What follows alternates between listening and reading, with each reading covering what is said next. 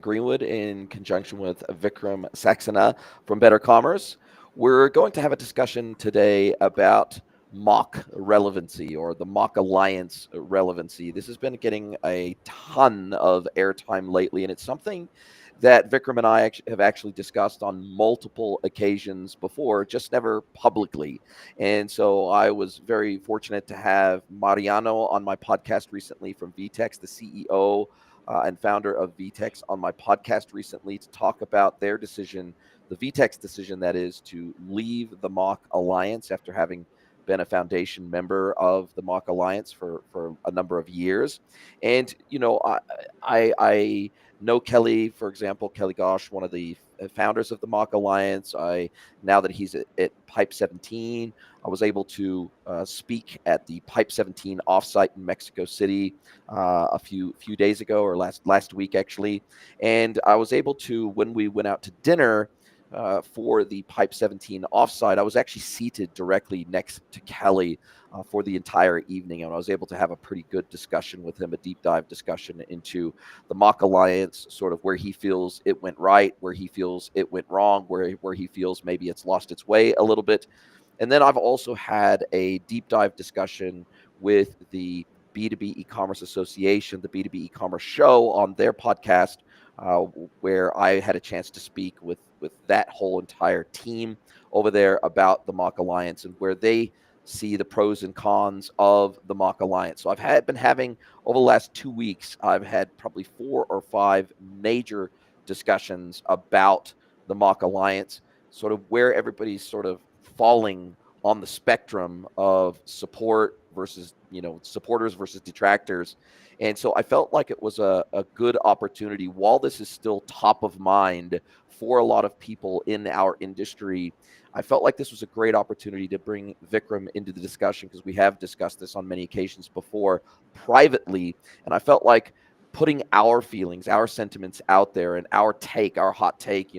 Both of us have over 20 years of experience in the industry. So we've seen huge evolution over the last 2 decades plus of how our industry, how software is delivered, how software is integrated, how software, has gone from something that was, historically mostly self-hosted, mostly on-premise, to where now most software, not all, there's still a lot of on-premise technology out there, especially legacy technology, but there's also an increasing acceptance of and normalization of true SaaS platforms, multi-tenant SaaS software offerings, and going even one step further than that, suite-based SaaS offerings, meaning that most software today, especially enterprise software, has multiple components, multiple modules, multiple.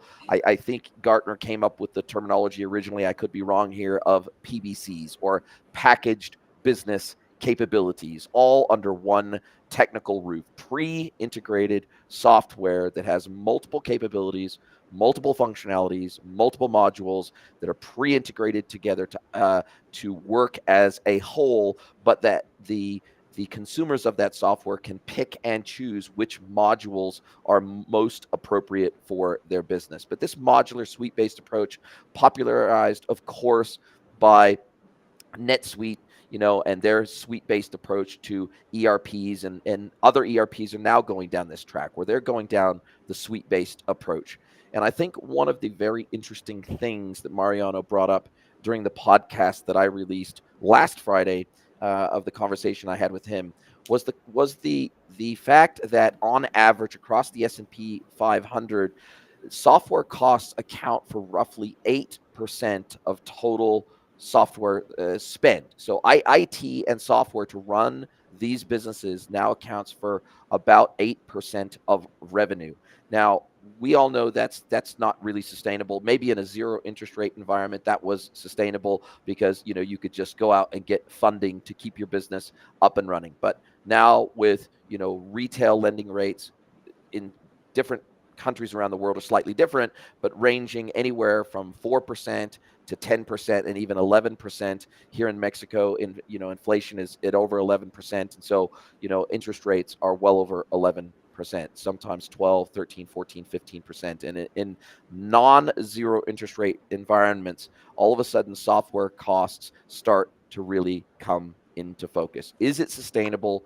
Is our spend sustainable? Is the way that we have been delivering software for the last 20 years sustainable? What does the future hold, not only for software delivery and software development, but the value that it brings to enterprises that deploy that software? And how does the Mock Alliance fit in to that discussion? Maybe they had some relevance, especially in the beginning. Maybe they had some relevance in terms of the way that they promoted a composable architecture, a composable stack. But in order to be admitted to the Mock Alliance, you had to be, you know, you had to be microservices based, you had to be headless, you had to be composable, and you had to be API driven. So, you know, I think they started a very valuable discussion at a time when there was, you know, not as much true multi-tenant SaaS software out there that's all API enabled today. And what we're here to talk about more than anything else is, what is their relevance today? Are they still relevant? Do they still have an impact on how software is delivered? And more importantly, how enterprises decide to consume and make their purchasing decisions around software? So, Vikram, I'd like to turn the floor over to you, let you give maybe some initial thoughts on what I've just said, as well as some of the, maybe a peek behind the curtain at some of the discussions we've had previously, where we think software is headed based on our experience. Yep. So, Jason, thanks for giving a very interesting and a comprehensive preface to this whole discussion and debate around is Mark Alliance still relevant. I think firstly we need to separate out the Mark as a architecture methodology from the Mark Alliance as such. Mark as an architectural methodology is still relevant.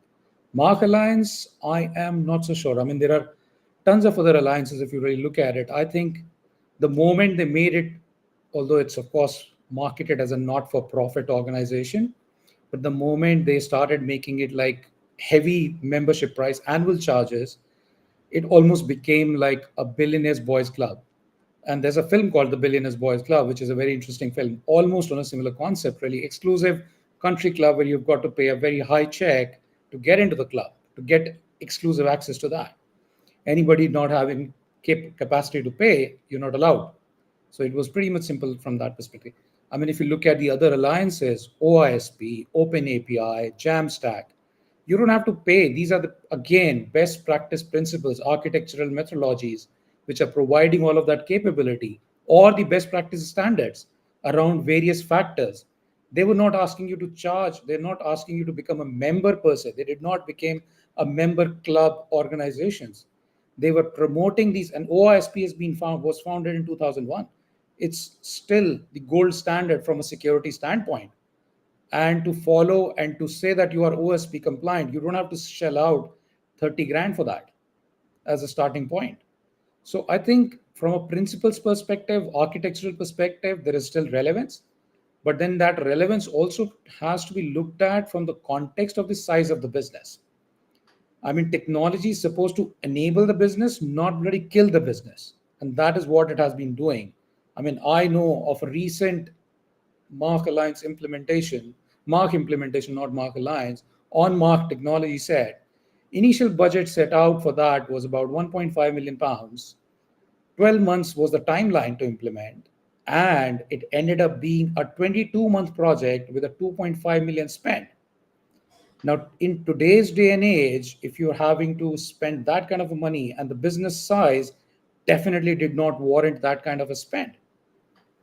That spend was almost like straight 5% spend of their annual revenue. So it does not warrant that kind of a spend on this, something like this. Plus, by the time you go 22 months, things have already changed. You need to change so much in your customer journey and everything. And so you go back again. And all the promise of flexibility has eventually led to vendor lock-ins more than anything else. I mean, I'm sure you've heard the word called technical debt, right? We all know what technical debt is. I think what this architectural and not the right implementation of this architecture has led to is integration debt. Now you end up with so much of integration debt, it's just a nightmare for anybody to handle.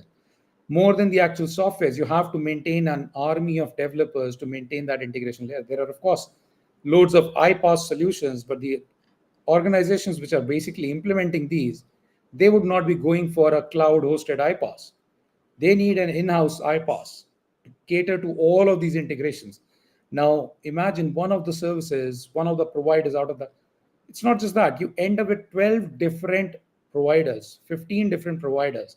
So you need, your CTO is not a CTO anymore. He is a person who's just become a vendor negotiator. He's a coordinator between those 15 vendors, and your team is not focusing on innovation. Your team is just coordinating between these 15 platforms and just making sure that it runs. And one change in one place does not breaks the rest of it. And what would that change require in the other services, associated services, is something that requires people from 15 teams to sit together. Okay, this is changing. How do we handle this change at our end? Because this will break this. It has led to a catastrophic increase in the effort, time, cost, and everything that an organization does not want to. It has literally led to everything that Mark, as a principle, did not stand for, if that makes Yeah, sense. I think it's really interesting that, you know, mock. I think at least in principle and in theory, the idea was freedom, right? It was Yeah, freedom for brands, manufacturers, wholesalers, distributors, retailers, anybody deploying software as part of a commerce stack, for example, for them to have freedom to pick and choose the components that made the most sense for them, and to have those mediated by some form of integration layer, tying it all together, sharing data, you know, and then being able to pick the best of breed components across the entirety of the commerce stack. And then, you know, if a piece no longer served the business anymore for whatever reason, then in theory they had the freedom to simply unplug that one component and yes, plug in a replacement component for that one piece of the stack without having to rip and replace large monolithic pieces of software. Combined with the fact that they, you know, the Mock Alliance in particular is promoting a headless approach to commerce in particular, which means we're in most instances we're creating a completely custom front end, say for example a React based front end. And so what's interesting about that is now we're back to the bad old days of self-hosted yes, on-prem software, where those have to be hosted. You have to put them on your infrastructure. You have to maintain the infrastructure. You have to true, secure the infrastructure. You have to create it, make it scalable. You have to fail over, fail back. So all of a sudden absolutely. now we're actually losing in a headless environment. In many instances, we actually lose the benefits, even if the back end software of the commerce technology is SaaS, meaning it's multi-tenant SaaS and it's managed by a vendor, secured by a vendor. Well, the front end, unless you adopt a front end as a service platform, which is hosted by a SaaS vendor, and then they maintain it, they secure it. But the vast majority of headless front ends that I have seen out in the wild, they are completely custom developed by an agency or by an in-house team. True. They are custom deployed. They're deployed to something like a Vercel, or you know, there's various different, you know, front end hosting specialists out there, and you have to worry about the infrastructure again. You have to worry about the scaling. You have to worry about the security. You have to worry about the patching. You have to worry about all the things that SaaS took away from brands and merchants having to worry about. And all of a sudden, they have to worry about that stuff again. Now, I think Absolutely. the theory is great. The theory of a completely composable stack where everything is broken up into tiny little microservices and Yes, tiny little micro SaaS pieces of software, the theory sounds good because it sounds like freedom. It smells like freedom. But in reality, in my experience, what it does is it brings massive amounts of technical debt to a business that they have to maintain. They have to manage the scaling. They have to manage the integration. They yeah, have to manage the security over time. And ripping and replacing even a small piece of software, it sounds easy, but it is a it's not. significant change, because anytime you rip and replace even the smallest piece of software, we still have data migrations we have to think about. We still have to think about cutovers, processes that we have to think about. We have to Everything. think about downtime. We have to think about.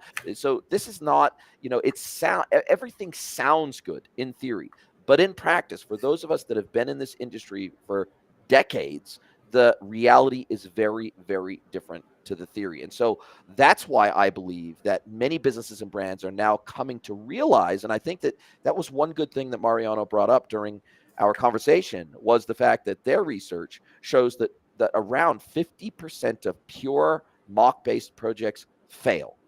Now, Absolutely, now they there's do. multiple reasons for that failure. It could be cost overruns, could be time overruns, it could be complexity, it could be lack of appropriate internal team, it could be a lack of external partners that are capable across the entirety of a mock based stack. So there's many reasons. I don't think there's any one reason we can say that mock projects fail, but I have seen many mock projects fail because I know a lot of my customers come to me and say, "Hey, Jason, we need your help. We have had this mock project. It's been in build for 18 months. We're still not live. We spent millions of dollars.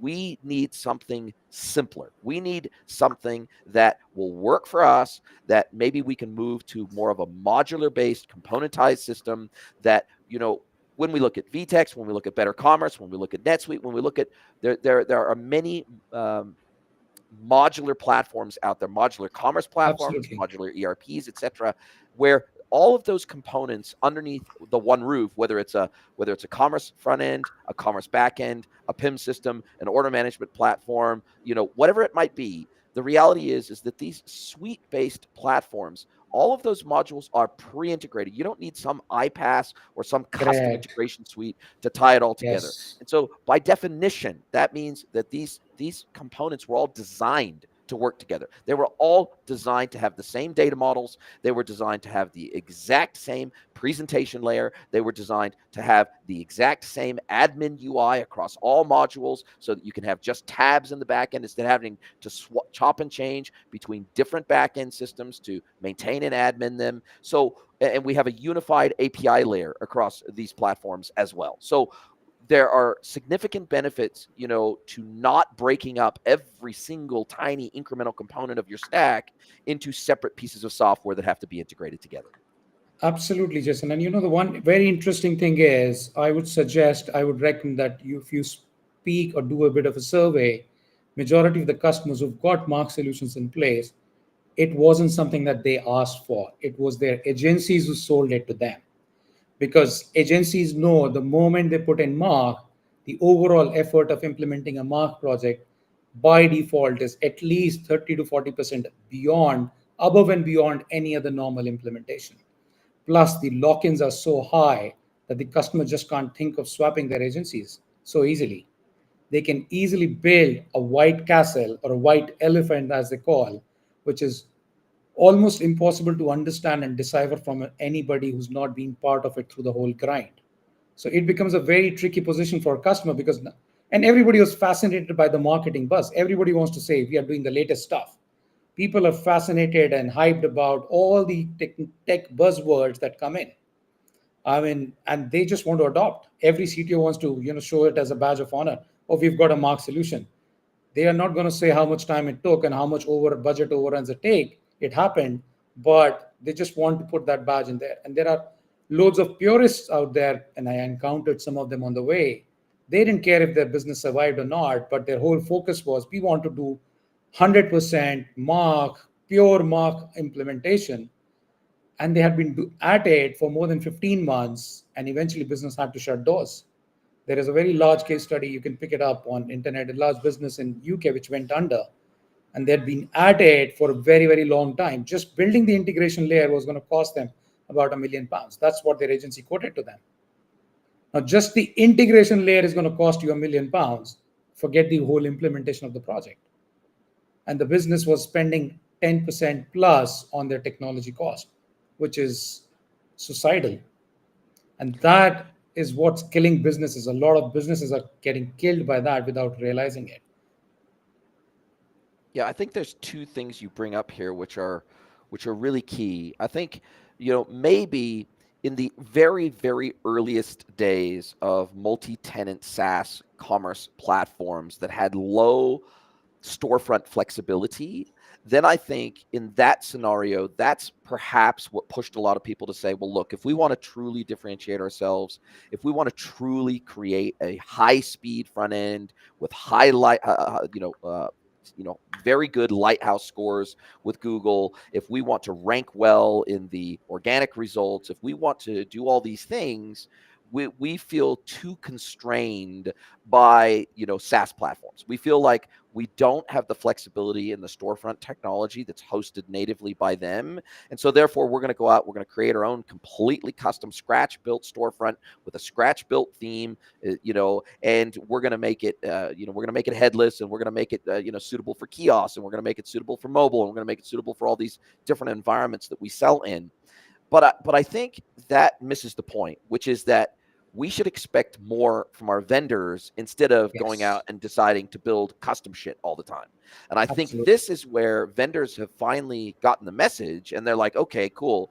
We know we need to host the front end. We need to host the front end, and we need to host the back end.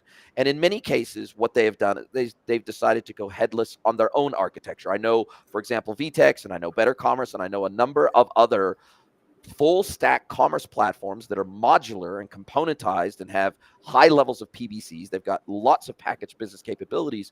They are headless, but they're headless on their Yep, own stack. They're headless internally. And as you rightly pointed out, I think most merchants don't really give a rat's ass whether it's headless or not. They don't absolutely. they don't care. They They don't don't care. need to know, and they They don't don't care. want to know what the architecture is. They Absolutely. just want to know, is this going to work for my business? Is this going to create a great customer experience for my customers? And is Yep. it going to be cost effective and efficient? And am I going to be able to get live quickly on this technology stack, so I have a very, very return on Investment. basically return on value? Absolutely. Is my time to value going to be reasonable? Is this going to take me 18 months to get live and as a phase one implementation? And is it going to cost me millions of dollars? Or am I able to get live in under a year? Am I able to integrate with my existing back office systems, regardless of whether they're on-prem or SaaS, whether, with my ERPs and my existing PIM systems and any other existing back office technology that I have, order management, warehouse management systems, etc. Am I going to easily be able to get integrated with those systems so that I can actually start realizing some value from this shiny new technology that I'm implementing? And then the final thing that I'd like to bring up is that I would agree with you that what I've witnessed in the market, even when I was inside of agencies, building agencies, that the scuttlebutt behind the scenes, when agency leaders are speaking to each other behind closed doors, one of the reasons why they love this move to headless, this move to mock, is because of the lock-in that it Yep. delivers for the agency, and the almost extortionate gatekeeping rates that these agencies can charge for these headless implementations, even if they have one of their own internally developed accelerators for a specific stack. Well, that accelerator is unique to that agency. That accelerator is unique to that Absolutely. SI. So while it might be an accelerator, if you're working with that agency, if you ever have a falling out with that agency, or they raise prices, or you need to make a move, or you need to bring something internal, or whatever the case may be, unless you can find someone that understands that accelerator technology, it is going to take time for them to get up to speed with what you have deployed. That's more cost. It's more time. It will take longer for you to see value from that stack. So, you know, I at the end of the day, we're sort of looking behind the curtain here, and mock works great for the tech vendors because they can charge more Absolutely. for it, right? It works better for the agencies because they can charge more for it, and it creates really high levels of lock-in, and CTOs, CIOs, and CDOs, they love mock because, of course, they can put it on their CV and say, hey, look, we developed and deployed this full custom mock architecture for our business. And hey, look at how great we are. Look at how technically capable Yes. we are. Instead of saying what brings best business value, it's they take mock as an opportunity to show technical chops, right? That can oftentimes be at odds and out of touch with business goals, business strategy, and business budgets. Absolutely, Jason. This is a huge thing. And a lot of times people do technology for the sake of technology. And I think that is the worst that you can do to your business. Yes, I am a hardcore believer of upgrading your technology, but it has to add business value. Unless and until it is adding value to your business, it is giving you return on that investment. There is no point just swapping technology just for grabbing some, let's say a good points, a brownie points at the golf course with your mates. oh, we've upgraded to the latest tech. It really doesn't add any value to your business. It's on the contrary, it actually ends up costing your business much, much more, really. I think, and this is why for mid market, especially, I think the important thing is that they evaluate this in the context of their businesses and don't get carried away by the hype. The problem is most of the content, events, they were all sponsored, heavily sponsored, and they all pushed marks so heavily that it just became a night people for difficult for people to avoid. People just couldn't say no. I mean, today a lot of us know that social media has its pros and cons as well, but now it's absolutely unavoidable. And that's exactly what had happened with that as well. Similar story with this. Additionally, I'll add one more term I think you may or may not have heard. It's called modular monolith. What that means is it's one full stack platform, but within it, all the modules are independent of each other. They're not hard bound. So tomorrow, if you want to replace one part of it, let's say product management, you want to change, so you can replace the product management part and use another.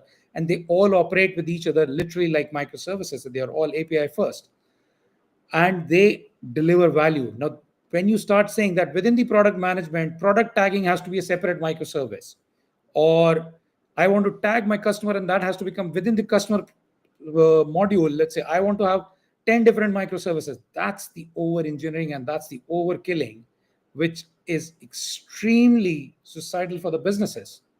And people don't realize that at the initial stages when they're making the microservices sound cool. But I think a balance of microservices in conjunction with the overall modularity and a bright balance of monolith. Unfortunately, monolith word has been associated with legacy, meaning it's not good for your business. It's not that. You have to look at it in the context of your business and what works for your business. And what I also want to say is that majority of the times I've come across so many vendors, a lot of times they don't have the right kind of a skill set to provide that architectural guidance in the right direction. They have these half-baked architectures. Something worked for client one, they will replicate that same thing for client two without understanding the whole context. I haven't seen many people doing it in-depth analysis. Like you understand, despite not being a hardcore techie, you understand most of these architectural terms. And like you said, you studied all of this to earn the respect from fellow programmers and the people that you're working with. And I know they are difficult breed to please. So I think this is where a huge gap is there. Vendors need to scale up their skill set and they need to scale up their solution architectural skills, especially in that area, to be able to provide the right contextual solutions to the businesses rather than just following a herd mentality. And I think, as you rightly point out, I think one of the keys here, and even Mariano said this in our conversation, he said it's it's less about is a piece of software composable, and it's more about is a piece of software Yeah, decomposable. Meaning that, okay, cool, we have these modular monoliths, as you refer to them. And look, I'm a very, very technical yeah, non-developer, but I always see things through a business lens first and absolutely. a technical lens second. And I think that's really important if you're going to be an enterprise architect or if you're going to be a solution architect. You have to have a business mind just as much as a technical mind, and you have to be able to bridge the gap between the two, and you have to be able to translate between the two. You have to be able to translate business goals and business needs and business requirements into technical solutions, and vice versa. You have to be able to communicate, and you have to be able to translate why a specific technical approach or technical architecture is actually going to be valuable for the business, and is going to get at least a 1 to 2 or 3 year ROI on that investment, and why it's going to make the business the technology, how is that going to help improve the business, but more importantly, how is that going to help improve their customers Absolutely. experience? How is it going to help, how is it going to make their customers more efficient? How is it going to make it more attractive for their customers to adopt their digital technologies, their digital portals, their punch outs, their EDI capabilities, etc. And so I think this is a really important thing, is to say, well, look, something like a VTEX or a Better Commerce or multiple other you know modular monoliths. The reality is that the ability for you to decompose specific modules within that stack without it breaking the rest of the stack, that's just as important as it being composable in the first place. And Absolutely. so, if someone deploys a Better Commerce technology, for example, and they want to run they don't want to run the Better Commerce order management and orchestration layer, and they would rather plug in Pipe 17 because they were running that previously with the rest of their stack, and they want to plug that in via API, and they want Pipe 17 to own all the order management and orchestration and location management and inventory. Then more power to them. Absolutely. That's absolutely fine. You're still going to have to do some system integration to make that work. But there's nothing in the Better Commerce stack, for example, or there's nothing in the VTech stack that would preclude you from not using the order management modules within those platforms or within those modules. There's nothing that prevents a brand from unplugging that singular Absolutely. component and replacing it with a third-party component. Absolutely. And this is why I say that, people should not be doing over engineering. And a lot of times, just for the sake of being cool and saying we're doing this super complex, I think complexity is easy to do, to be honest, in my honest opinion. The most hardest thing in the world to do is simplicity. Doing things in a simple way is the hardest thing to do. And people tend to make it so complex that they just love it. And I've seen it around so many solutions, so many providers, vendors, SIs, everywhere. They find it difficult to make it simpler because if they do it simple, they're not going to be able to bill for 200 days. Complex stuff, they can Yes. explain and justify the huge bills that they're going to charge. But they forget at the end, it's almost like trying to kill the hen which was giving you the golden egg. Right? You got to Yes. please them with the right value at the right time without killing them so much. And this also reminds me of, I think we had this brief discussion. This also reminds me of the golden rush. There was this gold rush where it wasn't the people who were mining, it was the people who were providing their shovels who made the most money out of that. And that's exactly what is happening. Yes. I typically refer to this in a lot of private conversation as the modern golden rush. That it's not the final customers, the people who are mining it, they're just not making anything, living on thin margins, but it's the people who are providing shovels are the ones who are making the most out of it because they don't really care. And I think the other challenge we're fighting against is the fact that, especially for these tech companies who have gone public, right, they have a financial and a fiduciary obligation to extract more shareholder value over time. And so they have a massive incentive to increase prices of their technology over time, to increase lock-in to their technology over time. But unfortunately, that short-term, quarter by quarter, these public companies, they live and die quarter by quarter, Absolutely. right? That's the reality. Absolutely. And so, extracting maximum shareholder value is the goal. That's the reality. And the problem with that thinking is as you said, you ultimately can end up killing the goose that laid the golden egg if the high technology costs to run these enterprises puts them ultimately out of business, Yep. right? So as an agency, as an SI, you might say, well, that's great. We've got lock-in with this client. We kind of own their tech stack. They're totally dependent on us. We're a partner because they're totally dependent on us. We're an essential partner to their business. But if ultimately the costs that you charge combined with the cost of the actual vendor technology layer, when you combine those two together, if you're approaching 6, 7, 8, 10% of revenues, that total cost of ownership is approaching 10% of revenues.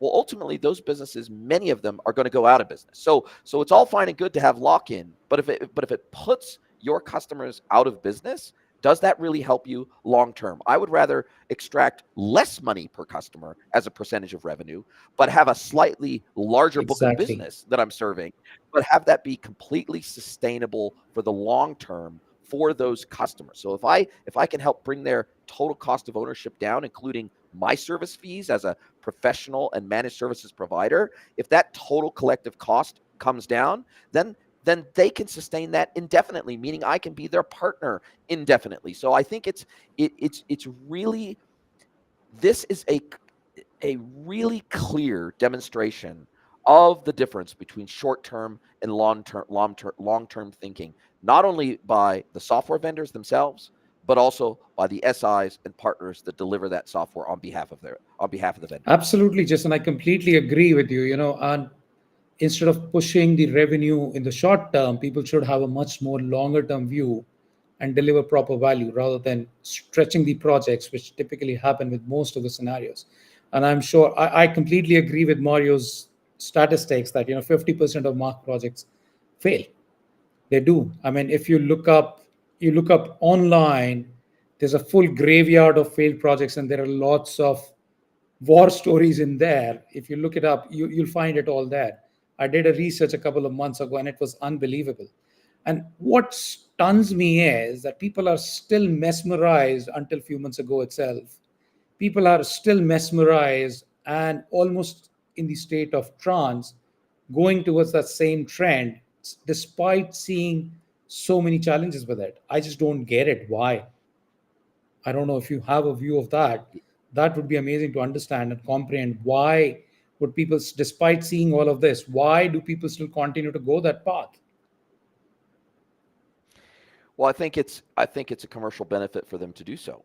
At least historically, but now that there are more people in the industry willing to come out and put their neck on the line. I mean, I haven't been railing against mock necessarily, but I have been a mock skeptic since mock became a thing, since mock became a term, and I've been very open and honest about that pragmatism has to Absolutely. overtake ideology. It has to. And so when and even from the earliest days, when I was running an agency or even with my own consultancy, if I had a dogma architecturally when I went in and I had a preconceived idea of what was going to work best for my client, I wouldn't be operating in their best interests. I have to get in there. I have to do discovery. I have to find out where they are. I have to meet them where they are Absolutely. before I can help roadmap them to where they want to go. That's the reality. And so, I am anti-dogma of any kind. It's not just mock dogma. I have seen dogma in our industry for the last 25 years in one way, shape, or form. That there's only one way to do things, or there's only one e-commerce platform that Absolutely. will work, or there's only one approach that will work, or there's only one way to do retail right, or there's only one way to do B2B right. I have been fighting against dogmatic architectural decisions my whole career. So, for me to be a mock skeptic only makes sense because I don't think that you can go into a client engagement if you are really trying to do right by your client. I don't think you can go into that engagement with a dogmatic mindset. You have to go into it with a very open Absolutely. mindset because there is not any two customers that I have ever engaged with that are starting from the exact same place. And even if they have a very similar tech stack, they're starting from a very Completely different distinct. place from a business perspective. They're starting from a very different place from a market share perspective. They're starting from a very different place from a revenue perspective. They're starting from a very different place from a team and capability perspective. So you have to meet Where customers they are. where they are. You cannot force them down a dogmatic track, whether it's going to work for their business or not. Absolutely, Jason. I completely agree. And this is why I keep reiterating this, that context is the king. Unless and until you deep dive into the context, you can't just start pushing content. I mean, there's this long saying, the content is king, but I'm a strong believer it's the context. No matter what content it is, unless until if the context is not right, it will not fit well. It will not deliver value. And that's exactly the same thing with the technology or anything. You can replace content with tech stack or anything. Context is the most important element, and that context analysis is the first step of doing anything. And I think we can, of course, talk on this topic for several hours, sit down, but let's do that more and more. I think there are quite a few interesting questions that I've come across. So let me just pick one of Yes. these. Somebody's asked, is Marx just creating a new kind of lock-in, this time with agency dependencies instead of platform ones? What do you think, Jason? I think it creates not only SI and agency lock in, but it does create platform lock in. Because if you have built, so let's say you deploy a commerce tools or you deploy a Spriker or you deploy something that is a pure headless commerce platform, meaning that they do not offer a hosted front end, they do not have a storefront technology, they don't have a theme engine, they don't offer anything from a storefront capability perspective. If you architect your entire That around front that. end, sure, you might have this custom front end, but your agency might even say, well, we can just unplug Yeah, the back end commerce technology and plug in any new commerce technology into this front end at any point in time. That is an absolute bald-faced lie, because the absolutely. reality is, when you engineer a front end, sure, you might engineer a certain look and feel, but you are also engineering around the data formats. You are also you're architecting around specific schemas. You're architecting around the plumbing that will be supplied by the back end. And so you are matching the front end components that you are building with the back end capabilities of the technology supplying that data to the front end. And so, yes, you maybe are a little bit more flexible if you are completely abstracted front end and back end in terms of what you can do with the front end. But the reality is, there is still a massive dependency on the back end capabilities of the platform to be able to service the front end. And so the reality is that there is no such thing as a truly agnostic front end design. Absolutely. There is no such thing. Whether you're building on a native storefront technology or whether you're building a custom storefront, you are totally reliant on the back end. So I think that the lock-in in a headless environment is not only to your agency partner, but it's also to your back-end technology partners as well. Absolutely, Jason. And no two platforms are alike in terms of, of course, the basic fundamentals will always remain the same. The basket, the checkout, the thank you page, they will all remain the same. But beyond that, Yes. they all have their own nuances, their own data models. Plus, every platform will distinguish in some form and shape in terms of capabilities and features. Somebody might be able to provide you, let's say, a personalization survey kind of a module, other would not. Then, for that survey module, now you're ripping off a platform, you will need to build the survey module as well, right? Whereas some of them will provide it out of the box. Used, let's say you are in a business of selling used equipments. Now, a platform would provide your trade in capability, but not every platform provides that. So there are these always going to be nuances, and depending upon the business or the industry you're targeting, it will vary upon that. And you will always have certain level of lock-in. So thinking that you can just rip off a platform and replace with another one, I think that's a fallacy, that it's just been marketed wrong and people have understood it wrong. So this whole concept of being able to rip it off and replace with something else in 2 days or a week, I think it's just not right. It's just not real at all. It's living the dream world, which is never going to come true. That's somebody who's never worked That's in tech. somebody who's never worked in Um, tech. Now, this other question that's come through, we've got about 5 or 6 questions. This next one is super interesting, and I'd love your take on this. Everyone talks about modularity, but isn't the reality that integration is still expensive and very time consuming? Absolutely. Absolutely. It is. Integration is still expensive and time consuming. Of course, there are now a lot of iPaaS which have made it slightly easier. So you can do it in a much simpler way. You can, build. It's now boiled down to simple transformations more than anything else. You just have to write down your transformations and basic workflow. So it has simplified a lot. But even then, it requires certain level of time and integration effort, but that comes at a small trade-off. Now you have to decide what level of modularity you're looking for. So modularity at now, if you look at a car, car will always have, you will not get a Mercedes body and a BMW engine, right? You will always buy the whole car from BMW or a Mercedes. It's not, you will not say, I want to pick the best of the breed and make my own car. So I will buy the engine from Audi, I'll buy the seats and the safety belt from Volvo, and I will buy the rest of the pieces from Ferrari. You don't do that, right? So depending upon what you're building, you have to identify what is the right level of modularity.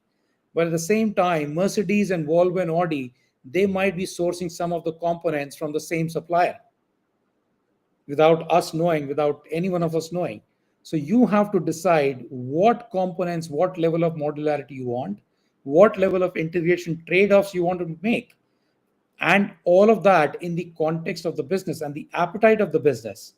In terms of the budget, in terms of the maintainability, not just for today, overall long-term maintainability. I think the car analogy is really appropriate here, because, as you say, I expect a fully working, operational, roadworthy car when I go down to my local car dealership and I buy a Mazda or a Honda or a Mercedes or BMW. I have zero expectation that they're going to sell me just a rolling chassis, Absolutely. right? I expect them to sell me a car that is roadworthy, road registerable, and I can drive off the lot with and start using immediately. Now, at some point in the future, I may replace the wheels, I may replace the tires, I may replace the exhaust system with an aftermarket exhaust, I may replace the intake, I might put a turbocharger on it, I might put some additions on it. I might put a roof rack on it. I might put a tow bar on it. I might add these Absolutely. different components to an existing vehicle, but I would always have the expectation that I have a complete vehicle ready to use on the road Exactly. when I drive it off the lot. Absolutely. And I think there should be an absolute bare minimum expectation when you adopt a commerce technology or you adopt a software technology in your business that it has all the essentials within it to do that function in your business. And if it doesn't, you should really start asking some very hard questions of the vendor as to why they don't cover the core competencies that would be expected of that piece of software in the stack. Absolutely. Absolutely. Absolutely perfect. This is what we've been pushing and building behind the scenes for so many years at Better Commerce. The whole thing is we didn't want to build every small thing doesn't have to be a separate app. Every small thing doesn't have to become a SaaS business. Generating product tags or anything like that, it has to be holistic in some form and shape, and has to have provide that logical grouping of capability out of the box, rather than, okay, for this you need to pull this. When you buy a shirt, now let me just put another very crude example. When you buy a shirt, of course there will be people who will be customizing the collar of the shirt, the buttons of the shirt, the cuff of the shirt, but you just look at the shirt, get the feel of it, and you buy the whole piece. You don't buy different pieces of it, right? So that level of completeness has to be there in the module when you're offering to the customer. Certain basics you just can't ignore in the name of, oh, we don't do that. We prefer to keep it really simple, so we don't do that. It can't be that. You are just trying to build an ecosystem for other people to come in, but that's literally not doing justice to your customer. Yeah, no question about it. Another great question here.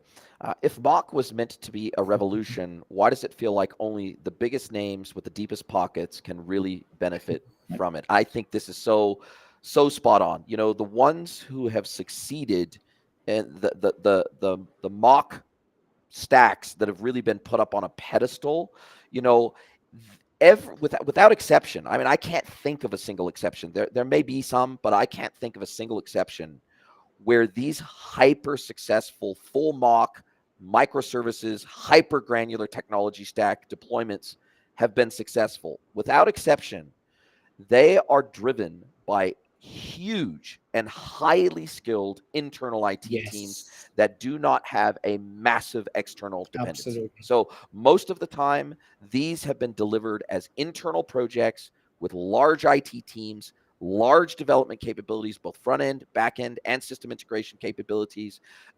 People that understand their existing tech True. stack inside and out. They can get up to speed very, very quickly on new technology. They can adopt it, they can train on it, they can become certified in it, and then they can deploy it, they can maintain it, they can own it, as if it was a bespoke developed piece of software. And so that is one place where Mach is potentially makes a lot of sense for businesses. If you already have a very large, very capable, In-house team. very well established IT team that knows exactly what the business needs built for it, and you can build it. You've got a PMO internally, you've got a project Yes. management office, you've got product managers, you've got project managers, you've got project program managers. If you really can understand and deliver the full SDLC, the full software development lifecycle, to where you can own that product as a differentiating factor in your business, and it effectively helps to entrench a business moat for you, then maybe some element of mock or full mockification makes a lot of sense for you as a business.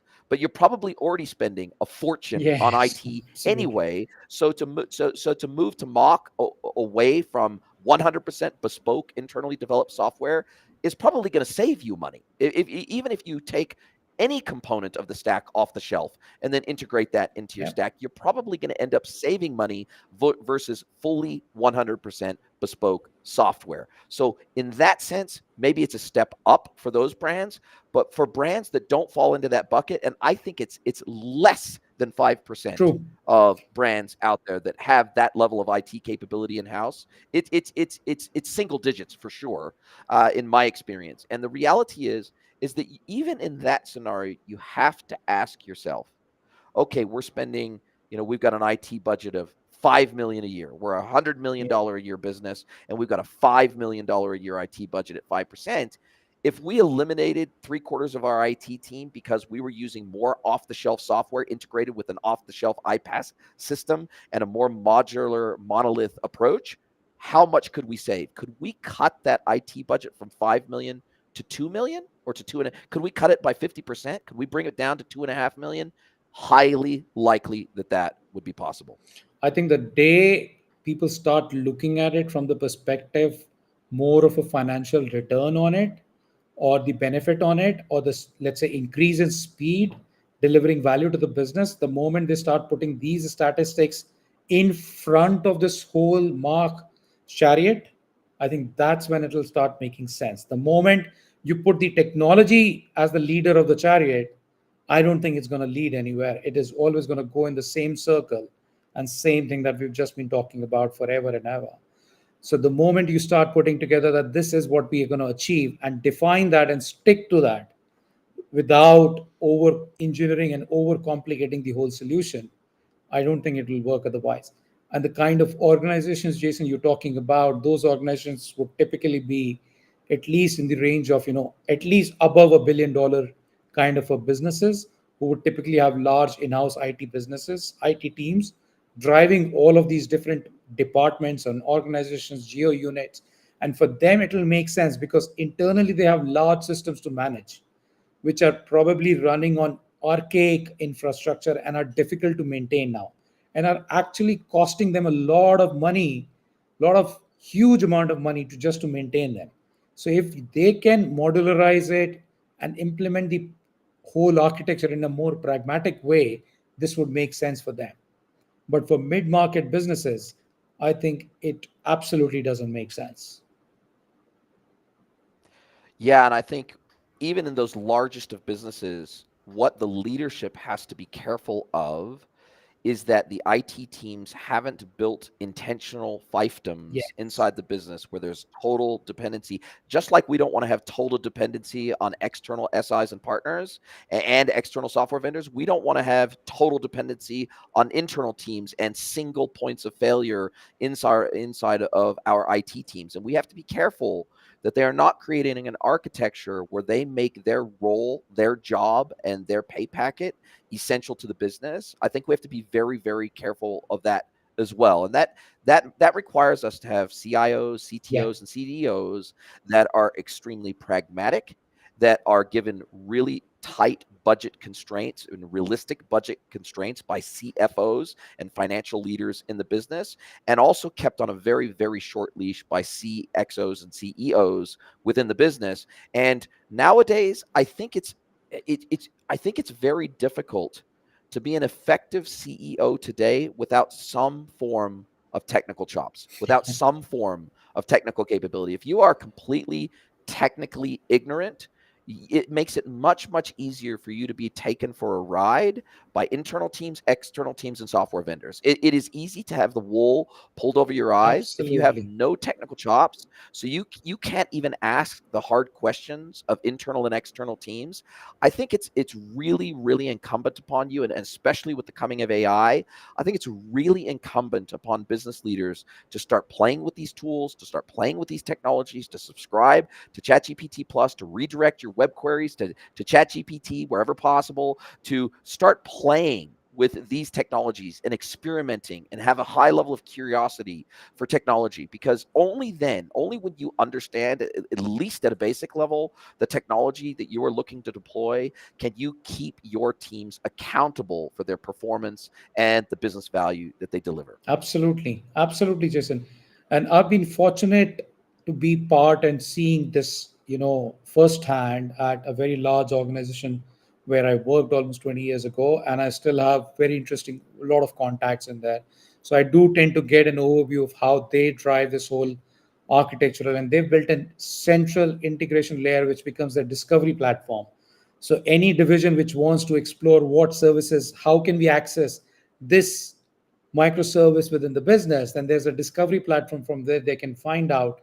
So each division acts as a separate unit, independent unit within the business, and they can get the data exchanges done, which earlier days was a long process of sitting through meetings, exchanging documents, and then getting the stagey sandbox environment set up. All of that has been reduced, but that requires a different level of scale altogether, completely different level of scale altogether.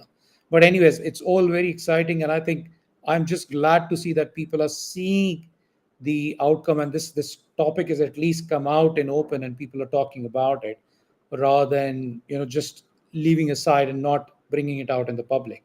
And I'm grateful to Mr. Mario to bring it all out and take that bold action. Yeah, and look, I think, to your point, as we start to wrap things up here, I think the rose-tinted glasses have well and truly fallen off of the mock approach, the exclusive mock approach, meaning that, businesses that maybe had considered mock before or had considered that the only way that they could do what they wanted to do was to go with a headless implementation of their commerce platform, for example. I think, I'm hearing less about that now in terms of it being the only way brands can get Yeah, ahead and differentiate and really make a splash in the market. I'm hearing a lot less of that. And specifically because both of us are working so heavily in the B2B world, it's even less relevant in the absolutely. B2B world. And we'll cover this one last question here because I think it's really relevant to B2B in particular. Someone sent through a question that reads, how can mock platforms better Yeah. support non-technical business users, especially in B2B, where teams often wear multiple hats? I think mock is even like pure mock as an architecture is even less relevant in the B2B world than it is in the B2C and D2C world. And so where in the B2C and D2C world, maybe headless deployments, for example, where you've got large brand teams that are trying to do something really cutting edge, really something super hyper novel on the front end in terms of customer experience, maybe it's slightly more appropriate in those environments. But in the B2B world, where I like to have this saying, right? In the B2C and D2C world, it's often form over function, Yes, right? Look and feel is everything, absolutely. right? Whereas in the B2B Function world, it is over function form. over form every Yeah. single time. Sure, you don't want to have a crappy looking front end. Sure, UI UX design is still important in the B2B world, and the how customers feel when they engage with your technology and try to make transactions with you and do business with you, how they feel doing that matters. Yes, but having the deepest bench possible from a functional perspective is far more important. Sales team enablement is far more important. Providing a digital services layer beyond the transaction for your customers is more important. All this functional capability, because B2B sales complexity and B2B product complexity is so much higher than in the B2C and D2C world. Like everybody that shops on a fashion website, we know what a t-shirt looks like, right? But in the B2B world, oftentimes the products themselves are hyper complex. The sales process is hyper complex. The CPQ, the configure price quote process, is hyper complex. Kind of everything about that world tends to be orders of magnitude more complex, and even the product discovery and appropriateness and fitness context is hyper complex in the B2B world. So I would say that in general, the B2B platform vendors out there, in my experience, tend to be vastly more pragmatic around the value that they deliver through their software than in the B2C, D2C world, where there's such a heavy focus on the visual look and feel of the technology. Absolutely agree, Jason. To be honest, like I said, I don't think businesses or merchants care about what technology it is. All they care about is Yeah. delivering value to their end customer and how can they bring their Yes. product to market quicker? How can they save money? How can they increase their conversion rate? How can they get better speed in terms of checkout? How can they ensure that it's all running up and running, and when they want to bring new capability they can bring it out really quick? I think that's all that they Yes. care about. And in the B2B world, like you Yes. said, the focus is all around the digital services layer, enablement of the sales team, function over form.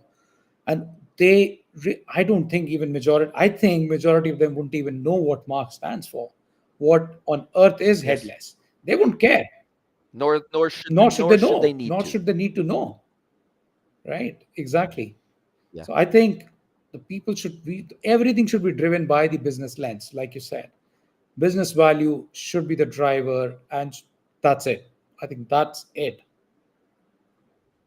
Yeah, I love it. I love it. Listen, Vikram, this has been a fantastic conversation. We've been able to make public some of our behind the scenes Yes. conversations and some of the I think we're very tightly aligned on our view of the industry and where software vendors need to step up to the plate, Yes. and they need to deliver business value in order to earn their place in the market. It shouldn't Software vendors shouldn't take anything for granted. They need to, day in, day out, month after month, year after year, they need to earn their right to win customers and retain customers in the market. Vikram, thank you for your Thank time. you so much. Really appreciate it. Can't wait to speak to you again Thank you soon. so much, Jason, for hosting this. This was absolutely a wonderful conversation. I think a lot of this was bottled up for quite some time. Some parts of it have come, but I think there's a lot more to come. Hopefully, fairly soon in next conversations. Thank you so much, Jason. It's been wonderful.